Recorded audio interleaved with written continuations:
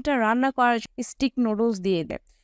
তো আপনারা যেকোনো স্টিক নুডলস ব্যবহার করতে পারেন। তো নুডলসটা আমি সিদ্ধ করে নিয়েছি 80% এর মতো। এখন পানি ঝরিয়ে নিয়ে আমি একটা নিচে আরেকটা স্পেশাল মসলা তৈরি করে নিচ্ছি। দিয়ে দিয়েছি ১ম এ ২ টেবিল চামচ, আর একটু কম হবে গোলমরিচ গুঁড়া, মরিচের গুঁড়া, টমেটো সস, আর দিয়ে দিয়েছি ১.৫ টেবিল চামচের মতো হোয়াইট ভিনেগার বা সাদা পরিমাণ সুইট চিলি সস। এখন খুব ভালোভাবে এই মসলাটা একটা চামচের সাহায্যে নেড়ে মিশিয়ে চামচের মতো রসুন কুচি দিয়ে রসুনটা চলে চিংড়ি মাছটা দিয়ে নেড়ে মিশিয়ে দিয়ে মরিচের গুঁড়ো নাড়াচাড়া করে চিংড়ি মাছটা একটু ভেজে নিয়েছি।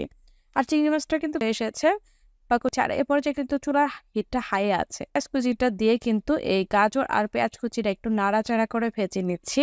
আর গাজর তো সবজিটা রান্না করে নিতে হবে। যে পর্যাপ্ত পরিমাণ তেল ভেঙে দিয়ে ডিমটা স্ক্রাম্বল করে একটু ভেঙে নিয়ে ওর সাথে নেড়ে মিশিয়ে নিয়ে এখন আমার এখানে মনে হয়েছে একটু লবণ লাগবে, তাই আমি এখানে আরো কিছুটা লবণ দিয়ে দেখে নিশ্চয়ই বুঝতে পেরেছেন ছিলাম 80% এর মতো। তারপর কিন্তু পানি ঝরিয়ে আমি একটা ছড়ানো প্লেটে ছড়িয়ে নিয়েছিলাম আর একটু তেল মাখিয়ে নিয়েছিলাম। এতে করে দেখেন নুডলসটা কিন্তু একটার গায়ে একটা লেগে নেই। আর একটা লাল কালার কাঁচামরিচ কুচি সেটা দিয়ে দিলাম। দিয়ে এখন চুলার একটা হাই হিটে কিন্তু আমি এই নুডলসটা রান্না করছি। এখন খুব ভালোভাবে সবগুলো উপকরণের সাথে নেড়ে চেড়ে মিশিয়ে নিচ্ছি। নেড়ে চেড়ে মিশিয়ে নেবার পর এখন আমি এখানে দিয়ে দিলাম কিছু পেঁয়াজ পাতা।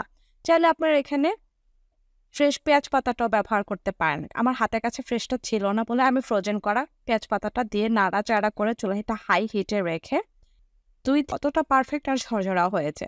চাউমিন বা শিম চাউমিনটা তৈরি করা হয়ে গেল। আর খেতে কিন্তু ভীষণ মজার, খুবই টেস্ট, দারুণ মজার এই চিংড়ি চাউমিনটা। এভাবে আল্লাহ হাফেজ।